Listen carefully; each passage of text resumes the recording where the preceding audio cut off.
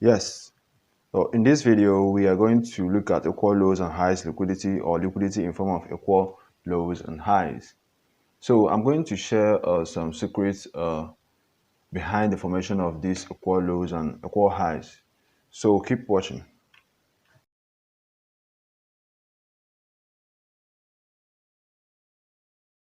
This is UCFX. Welcome back to my channel. This channel is all about helping forex traders get acquainted with the necessary information and knowledge on how to become profitable in the forex market. So if this is you interested in contents like this, subscribe to this channel and turn on the bell notification icon to actually be notified anytime you upload new videos. And don't forget to drop in the comment section any topics that you would like us to make videos on. Use this opportunity to get connected to this channel while we help you on your trading journey. So without wasting much of the time, let's get into it. Yes, basically we are still on the series of forex liquidity concepts with today's video tagged equal lows and highs liquidity. So on my previous videos, we've talked about trendline liquidity, buy side and sell side liquidity, which are another key liquidity concept you need to understand. So I recommend you check them out and after this video actually. So the link will be placed in the description below. So I highly recommend you watch this one I'm about to make and those two I just showed you. So trust me, if you do, you would definitely understand the market better. So these are some of the information I never came across while I was starting until after months and months of searching and looking for the right information. So I'm making it easy for everyone watching now. So one of the ways you can actually appreciate this little effort is by watching them and giving it a thumbs up, commenting something nice, and as well subscribing to this channel. And this actually helps the YouTube algorithm to make this video reach people that are actually thirsty for this kind of information. So with that being said, let's get started. Yes, just like usual, let's start by sketching out something to actually understand what we're about to enter into. So, from the basic knowledge of trading using support and resistance, we sell from the resistance zones and then we buy from support zones, right? So we have this area as our resistance, then we have our support, right? And that's not actually a perfect drawing.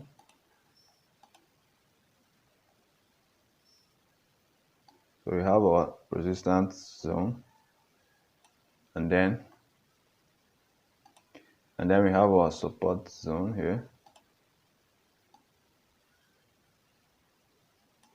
right? So we sell from the resistance zone and then we buy from the support zone, right? So, and most of the times we are actually taking out either by stop hunt when we actually buy from support areas. We are most of the time stop hunted, and after that rise reverse and still go in our direction. So either way, just like I said on my previous video, if everyone is actually buying at this support zone, if everyone is actually buying at this support zone, whenever price comes into this support zone, then who will be on the other side selling? So remember, for you to be able to buy something from the stores must be willing to sell actually. If not, you can't actually buy anything. So let's bring that concept to forex. If everyone buys from this support zone, no one will be selling. There won't be sellers to sell this market to those that are buying, right? So here the forex big players then create liquidity to bring in sellers to actually make this market work. So how are they going to do this? They will practically sell into this area, taking out the stops of those that actually bought from this support zone. So they're gonna sell into this area, and those that actually bought, that are actually buying from this area, are taken out, and they will lose the trade.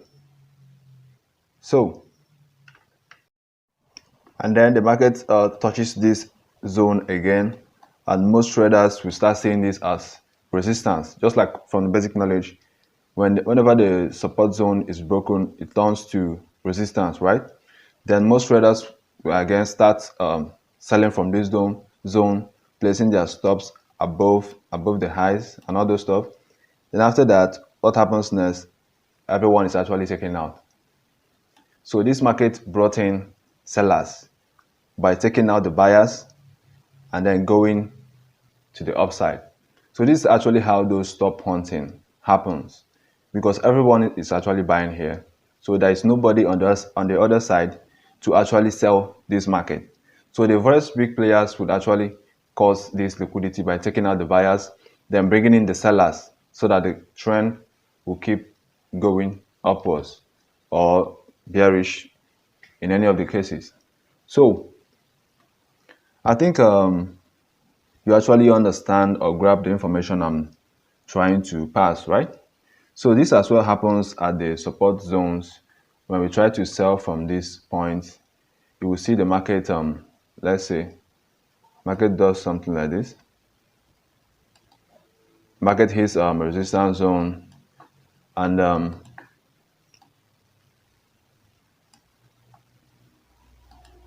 market hits a resistance zone. Everyone starts to sell, and then what happens next? The sellers are taken out. The market taps on this area. Then another traders will start buying in form of breakouts and retest. The market would go up a little bit and then take them out and continue the bearish movement. So typically it happens in both sides of the market, on the resistance zones and the support zones. So basically the lows and the highs. So yeah, so I'm going to show you how I actually apply this information while I do my trading. So I actually use it as a confirmation for my entries and as targets. So let's hop onto the real chart. Let me show you how I actually do this. So here we are on the real chart. This is USDJPY. This is the 2-hour time frame. So if you look at the left, we had a break of structure. So I actually use this equal highs and equal lows to trade to confirm my entries while trading from other blocks. So after I spotted this this break of structure, what do I do next? I need to look at the other block that actually took out these lows. So I need to consider a point of discount zones and marking out my other block. So here we have our other block here. So we had our other block, and then what? If you don't actually understand or how to trade the other blocks, I suggest you check out the video that will be popping up on the screen. Check it out using the link that we'll place in the description below to know how to trade using other blocks. So let's get back to it. So what do I do next? After the price I've taken out these lows, giving us a break of structure, I need to wait for price to come back and mitigate this other block. And before price will come back to mitigate this other block, we need to see this liquidity in form of equal highs or equal lows. In this case, we are looking for equal highs because this is a bearish order block. So in bullish order block, you look for equal lows. Okay, so what do these equal highs? What's the reason behind these equal highs? So we have these equal highs here before this other block. So after this high has been formed and market went down, the market came up, not actually testing fully this area again, gave this a little pullback, went back up again, gave a tiny pullback again. So most traders would start taking their entries from this place as a resistance zone, just like I pointed. So they would start taking their trades from this place, placing their stops above this area.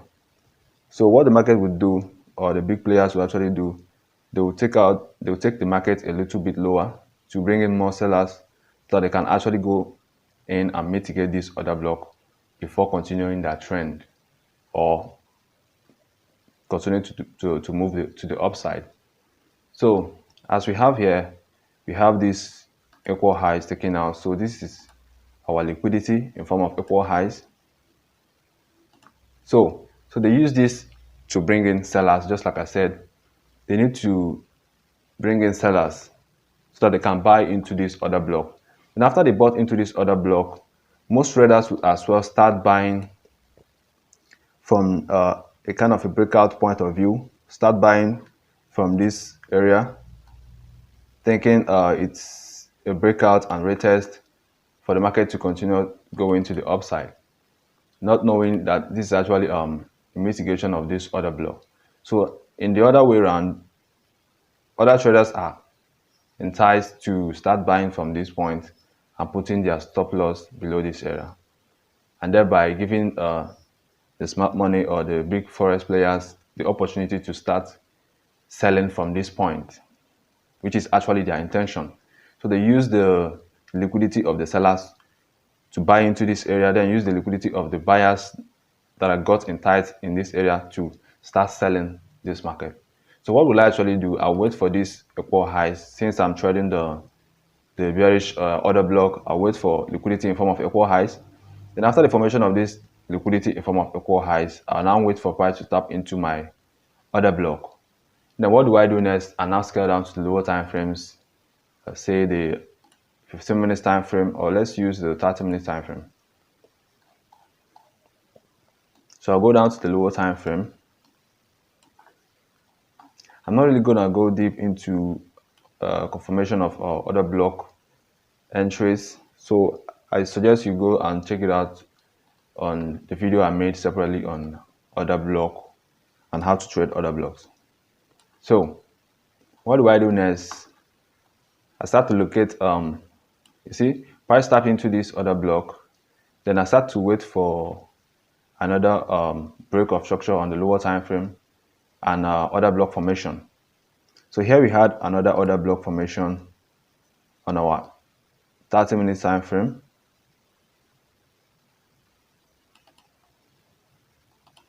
So we have another order block formation, and after the formation of the order block, we as well had break of structure, and then we as well had liquidity in form of equal highs. So basically, I use it to confirm my entries even down to the lower time frames. So we had liquidity in form of equal highs, and then what happened next? Price taps into this order block, start taking out these highs, and then the market goes down. So practically, this is where I'll be taking my my short entries from this point, placing my stop loss just above this order block, lower time frame order block, giving me about 34 pips. Then I'm targeting the next lows. So let's look down and find where we have the next lows, which is actually this point. So if you target the next lows, this will actually be a 1 to 6 risk to reward ratio. That's good enough for risk management and other stuff. So we need to be targeting at least 1 to 3 and upwards to actually have a nice win rate. So this is actually how I use these equal highs and lows to confirm my entries. I'm going to be using one more pair to actually illustrate this. So let's hop on to, I think, what do we have on our list? Let's hop on to, let's use AUDUSD. So here we are on AUDUSD. Let's check the 4-hour time frame to actually know how this stuff plays out. So here on the H4 time frame, this is the most recent price action. So what do you notice here? Equal highs, right? So we had these equal highs, and what do you notice? The equal highs are actually taken out. And after price took out the equal highs, where did it go? It tapped into an order block. Are you seeing that? It taps into an order block. After this order block took out these lows. So it had a break of structure after the order block formation. And then price has to come back and mitigate this order block. And for price to do that, it needs to bring in sellers so that it can buy into this order block. And then after that, traders as well on the other side will start buying in form of breakout and retest. And then what? Price starts going down.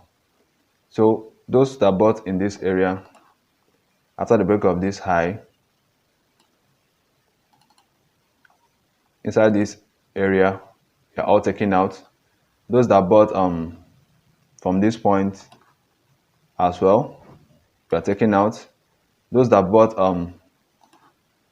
in this zone as well, they are all taken out. So this is basically generating liquidity to keep the market going in the intended direction. So if you can be able to train your eyes to actually see this on the chart, I think you will be catching more better risk to reward trades. So on the other side, I spoke about using it as my targets. Before this market actually went up, knowing that we have our order block in this area and we have this high, and price comes and taps into this high and starts to move down. This is a clear price action telling you that the market is likely to go to take out these highs, right? Because this is liquidity. And anywhere you see equal highs or equal lows, it often serves as liquidity. So we are going to check this and see it as price is going to take out this high since we have liquidity here. Because anywhere we see liquidity, that's actually where the money is. So we need to use confirmation to follow the big players to actually buy into this order block. Although this is actually counter trading, it's as well possible to actually do a counter trading and buy into this order block. So I'm going to show you in a moment how I would actually do that. So looking at this point, we have the formation of we have this market inefficiency, a kind of inefficiency, this tiny little inefficiency right here, and then we have our order block, which happened after which we saw here, and after that we had an impulsive move. So basically other blocks are identified as the last bearish candle before an impulsive move. So this is our bullish order block, the last bearish candle before an impulsive move upwards. Then we have our bearish candle as the last bullish candle, as you can see here, as the last bullish candle before an impulsive move downwards. So here we have our bearish order block, and here we have our bullish order block. So we are going to be using it to confirm our entries to buy into this higher time frame order block, bearish order block actually. So what would you do next? You need to wait for price to come back to your order block, just like I said. And what is price going to do to come back into this order block? Price needs to take out liquidity. Now we have a bullish order block, so price needs to give us liquidity in form of equal lows. So if you look clearly, we see liquidity in form of equal lows, just like we have here. So this is our liquidity in form of equal lows. If you go down to let's use the 2-hour time frame. So if you use the 2-hour time frame, you see things clearer here. We have liquidity in form of equal lows here.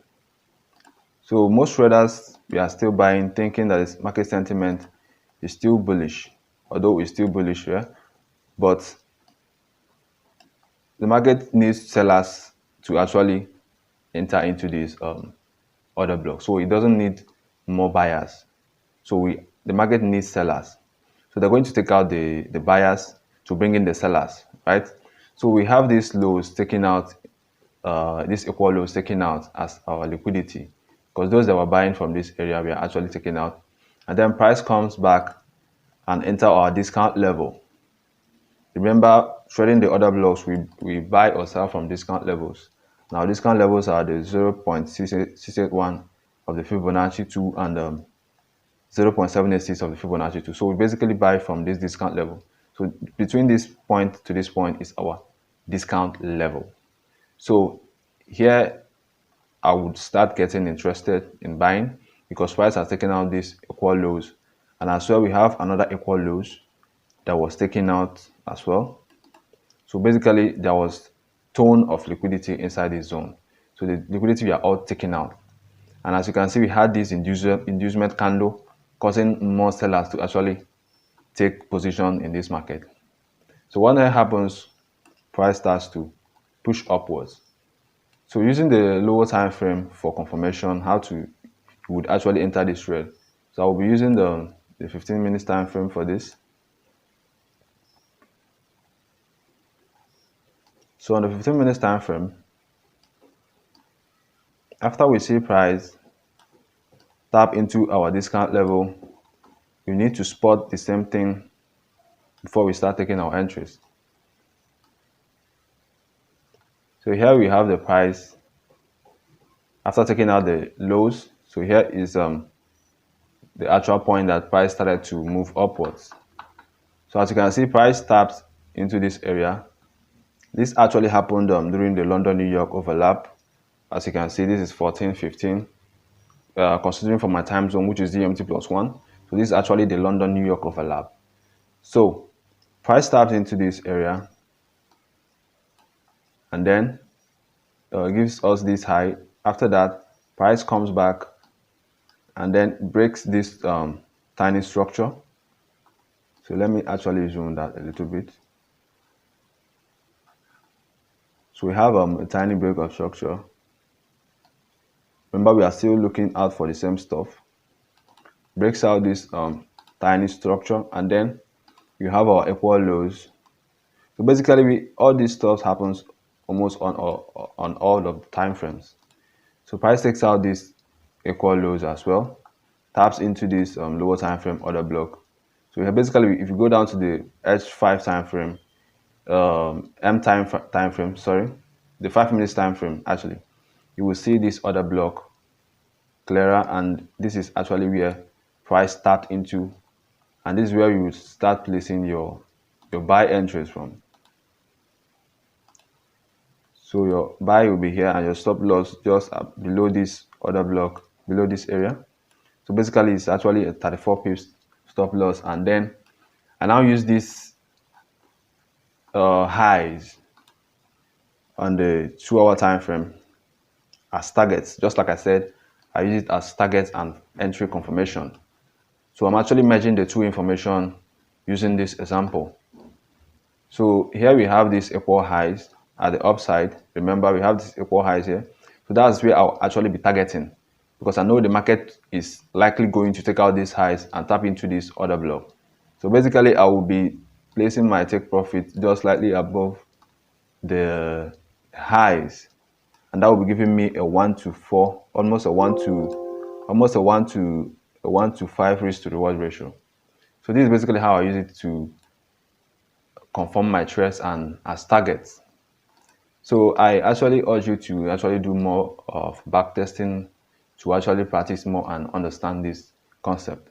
So see you on my next video. Remember to drop in the comment section any topics that you'd like us to make videos on, and don't forget to subscribe to keep this channel growing. So see you on the next video.